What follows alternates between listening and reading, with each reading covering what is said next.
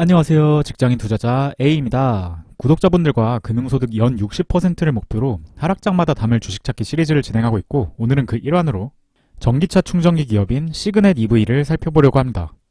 지난번에 산업에 대한 이해를 총 정리했는데요. 오늘 내용을 이해하기 위해 링크를 클릭하셔서 한번 보고 오시는 것을 추천드립니다.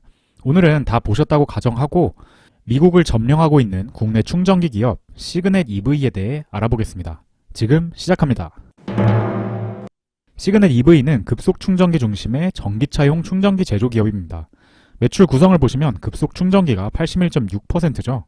지난 영상을 보신 분들이라면 아시겠지만 테슬라의 슈퍼차저가 120kW 정도 되고요. 350kW는 현재 시장에 나와 있는 충전기들 중에선 사실상 최고 수준이라고 할 수 있겠습니다. 또 현재 미국의 완속, 급속 충전기 현황을 나타낸 막대 그래프를 보시면 맨 위에 캘리포니아를 제외한 모든 주에서 파란색의 완속 충전기가 대부분인 것을 알 수 있죠. 미국만 그런 것이 아니라 유럽도 마찬가지였습니다. 급속 충전기의 침투율이 상당히 낮기 때문에 수요가 지속적으로 늘어날 것으로 저는 생각하고 있습니다. 중국을 제외하고 전 세계적으로 전기차 인프라를 구축하는 3대 프로젝트가 있는데요.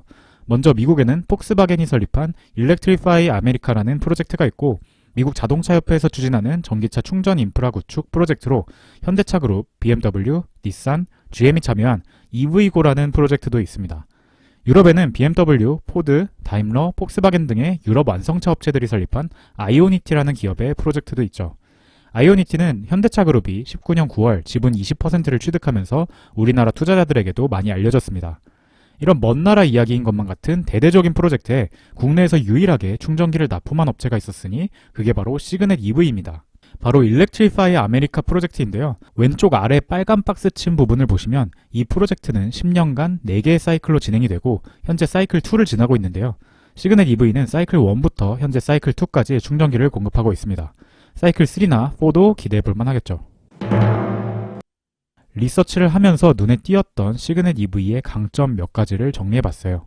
먼저 파워 모듈을 자체 생산한다는 것인데요. 한전에서 AC 교류 전력을 받으면 이걸 DC 전력으로 변환해야 급속 충전을 할 수 있습니다. 이렇게 전환하는 기계를 파워 모듈이라고 하는데, 시그넷 EV에 따르면 국내의 타사는 가격 경쟁력 확보를 위해 중국산 제품을 적용한다는 것이죠. 상대적으로 시그넷 EV는 핵심 부품을 안정적으로 수급할 수 있을 거고요. 제가 눈여겨본 부분은 효율적으로 사후 관리를 할 수 있다는 것입니다. 사실 충전소 충전기라는 게 한 번 팔고 끝이 아니거든요. 인프라이기 때문에 유지 보수가 계속해서 일어나야 합니다. 때문에 충전기를 수주하는 프로젝트 입장에서도 사후 관리가 확실한 업체가 매력도를 높게 가져갈 수 있을 겁니다. 실제로 충전기, 충전소 제조기업들의 수익 구조 중에 그런 AS나 유지 보수 수익이 한 부분을 차지하고요. 인프라가 많이 보급되고 난 다음엔 해당 수익의 비중이 점점 더 커지겠죠. 뜬구름 잡는 얘기가 아니라 2019년 6월에 대구 두류공원에 시그넷 EV의 충전기들이 설치되었는데 8대 동시에 10분대 충전이 완료되었다고 합니다. 써보신 분 있으신가요?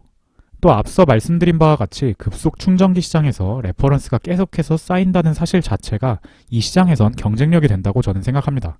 보통 국가나 기업에서 큰 투자 금액을 들여서 인프라를 깠는데 헛수고가 되면 안 되겠죠. 따라서 아무래도 이전에 문제가 없었고 괜찮은 평가를 받았던 업체가 다시 수주를 받을 가능성이 클 것입니다. 시그넷 EV의 해외 레퍼런스는 이제 개화하는 국내 급속 충전기 시장에서도 영향력을 발휘하지 않을까 싶습니다. 현재 이미 국내 시장 점유율 70%인 선두 업체인데요.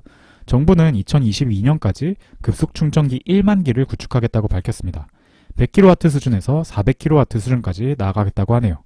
해외에서 350kW짜리 충전기를 설치한 경험이 있기 때문에 400kW 시장에서도 시장 우위를 선점할 수 있는 가능성이 높다고 하는데, 저 역시 동의하는 부분입니다. 위험 요인은 제 생각에 단연 대영채비라는 기업입니다. 업력은 짧지만 카카오로부터 전략적 투자를 50억 원이나 받은 바 있고요. 무려 400kW까지 충전이 가능하다고 합니다. 아래 오른쪽 사진을 보시면 아시겠지만 형태가 굉장히 다양한데, 편의성을 위해 무거운 충전기를 누구나 쉽게 들도록 스프링 밸런스라는 장치를 가지고 있기도 하고요. 공간 효율성을 위해서 벽걸이형 충전기 형태도 지원한다고 합니다. CES 2020에서는 차량에 직접 찾아가는 충전기까지 선보였다고 하니 무서운 회사가 아닐 수 없습니다. 이를 바탕으로 현대, 포르쉐, 아우디 등을 이미 고객으로 두고 있고 해외 진출을 해나가겠다고 하네요. 시그넷 EV와 색깔이 확실히 다른 기업인 것 같고요. 여기 사장님도 사진에서 보이시는 것처럼 30대 중반으로 매우 젊습니다. 대형채비 주식도 살 수 있으면 좋을 것 같은데 상장이 안 되어 있는 게 아쉽네요.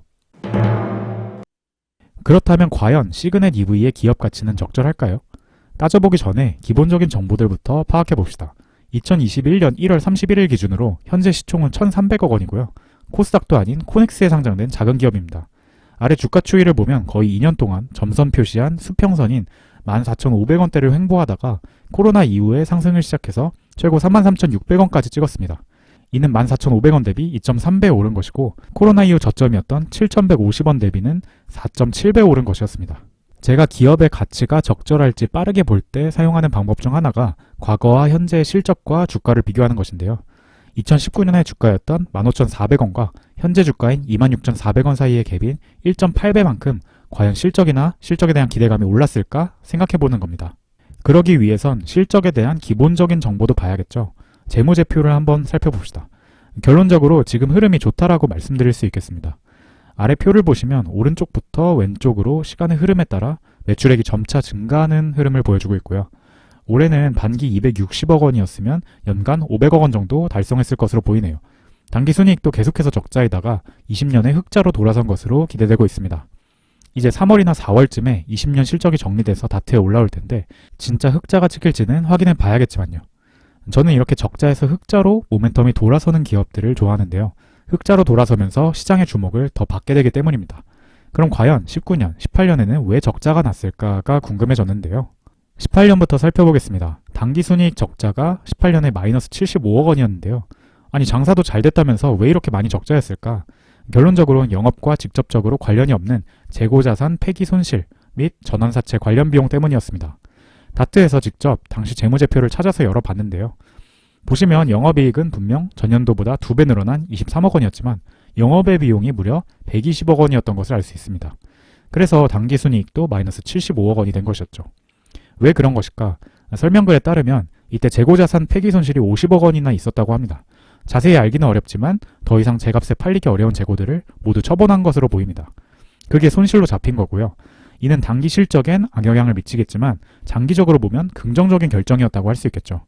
나머지는 전환사채 관련 비용이라고 하는데 전환사채는 기업이 사채를 발행해서 돈을 빌렸다가 갚을 때 돈 대신 주식으로 되갚을 수 있는 권리를 주는 것을 말합니다. 시그넷 EV는 18년에 전환사채를 발행한 바 있습니다. 제 생각에 일렉트리파이 아메리카 같은 프로젝트에서도 물량을 수주하고 빠르게 세를 확장해 나가는 과정에서 투자를 받아야 했던 것으로 보여요. 시그넷 EV는 과거부터 전환사채를 종종 발행했었는데 최근에는 40억 원, 70억 원씩 전환사채를 발행한 바 있습니다. 그런데 특이한 것은 오른쪽에 보이시는 것처럼 이에 대해 지속적으로 지급해야 할 금리가 연 15%에 육박했다는 것이죠. 아무래도 당시에는 그만큼 사업적 모멘텀이 안정적이지 않았기 때문이겠죠.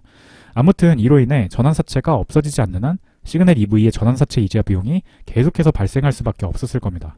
19년도 마찬가지였습니다. 전환사채 이자 비용이 연 14억 원 정도 나왔었죠. 20년엔 다행히 9억 원으로 줄어들 것으로 예상하는데요. 그 이유는 전환사채를 상당 부분 조기 상환했기 때문입니다.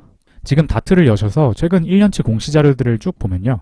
2020년 초중반경에 전환사채 발행 후 만기 전 사채 취득이라는 공시가 많이 있었음을 알 수 있습니다. 열어서 보시면요. 결국은 빌렸던 돈들을 일부 갚아나가고 있다는 내용인데요. 예를 들어 보시는 것처럼 사채 취득 금액이 41억 7,500만 원 정도 했는데 이 중 30억 원을 제외한 약 11억 원 정도는 만기인 23년 6월 19일 전에 조기 상환했다는 내용입니다. 그런데 특이한 건 사유들이 4번에 쓰여 있는 것처럼 사채권자의 조기 상환 청구권 행사거든요. 이건 시그넷 EV가 먼저 갚겠다 했던 거라기보단 빌려준 투자자가 먼저 나 주식으로 안 받을게 그냥 지금 돈으로 갚아줘 라고 했다는 겁니다. 이런 일들이 작년 4월에서 8월에 있고 나서부터 주가가 치솟기 시작했거든요. 닭이 먼저냐 달걀이 먼저냐겠지만 어쨌든 주식을 받을 수 있었던 이 채권자들은 참 아쉽게 됐습니다. 어쨌든 시그넷 EV나 시그넷 EV 주식 투자자들 입장에서는 호재였던 게 채무가 줄어들면서 재무 건전성도 좋아지고요. 아까 말씀드렸던 전환사채에 대한 이자 비용도 덜 나가기 때문에 순이익도 높아질 수 있는 겁니다. 기업들이 이런 조치들을 한다는 것, 그리고 지난 10월에 IR도 진행했던 것들이 이 기업들은 주주들을 신경 쓰고 있구나 라고 느껴지게 만드네요. 이외에도 전환사채 조기 상환권 평가 손실이 발생했는데 이게 20억 원이었고 또 일렉트리파이 아메리카 사이클 2의 신규 수주를 대비해서 연구개발비가 증가했다라고 시그넷 EV는 설명했습니다. 실제로 다트 들어가 보시면요. 사업의 내용 항목에 연구개발 비용이 나옵니다. 보시면 진짜로 2019년에 2018년 대비 2배 이상 증가했죠.